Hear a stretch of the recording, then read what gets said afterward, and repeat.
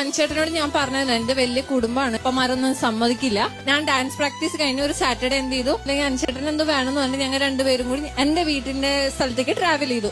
ആൾക്കാർ വന്ന് ബസ്സിൽ കയറിയായിരുന്നു. ഞങ്ങള് കുറെ നോക്കണ്ടേ, കാരണം ഞാൻ തട്ടിട്ടിട്ടുണ്ട് അൻചേട്ടൻ കുറി വെച്ചായിരുന്നു. അപ്പൊ ഹിന്ദു മുസ്ലിം അവർക്ക് ഭയങ്കര എഗൻസ്റ്റ് ആയിരുന്ന സമയമായിരുന്നു അത്.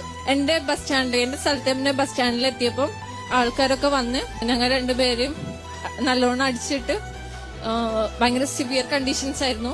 അപ്പൊ ഫാമിലീസ് അവരും വന്നു. അപ്പൊ ഞാന് തറവാടിന്റെ പേര് നശിപ്പിച്ചെന്ന് പറഞ്ഞിട്ട് അവരും ഭയങ്കര ക്രൂഷ്യലായിട്ട് ചെയ്തു. പിന്നെ അവിടെ നിൽക്കാൻ പറ്റിയില്ല. ഉമ്മാന്റെ നാട്ടിലേക്ക് കണ്ണൂർ എന്നെ കൊണ്ടുവിട്ടു. വീട്ടുകാർ കുറെ വിളിച്ച് ചോദിച്ചു, മോളെ കെട്ടിച്ചെന്നേരം ഞാൻ നോക്കിക്കോളാം, എനിക്ക് വേറെ ആരും ഇല്ല ഇവിടെ. അമ്മ കുറെ ചോദിച്ചു, പക്ഷെ എന്നെ വീട്ടുകാരെ സമ്മതിച്ചില്ല. പിന്നെ അങ്ങനെ ഒരു സാഹചര്യത്തിൽ ചാടേണ്ടി വന്നു.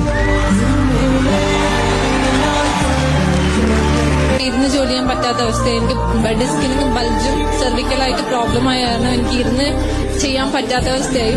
അപ്പം ഇതവർ കാണുകയാണെങ്കിൽ എനിക്ക് എന്തോരം വിഷമമുണ്ടെന്ന് അവരറിയണം. കാരണം ഒരു പെൺകുട്ടികളെ ഇങ്ങനെ തല്ലരുതവര്.